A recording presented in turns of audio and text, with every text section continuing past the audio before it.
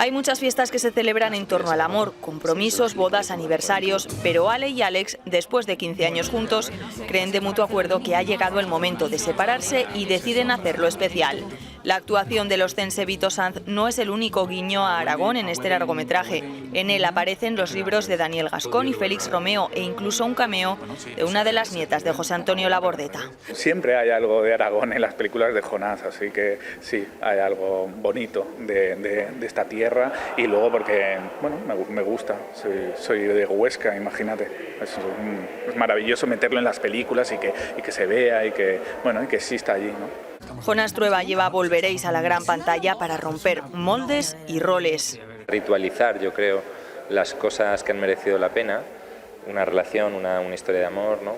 Aunque se acabe, está bien, creo, celebrar lo que ha significado, ¿no? Pero luego la película, según avanza, habla, digamos, también de la convivencia, del amor, de otras muchas cosas en tonos cómicos y no tan cómicos.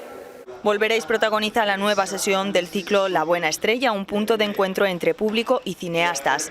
Llegó a los cines el 30 de agosto y lo hizo con el título de Mejor Película Europea del Festival de Cannes.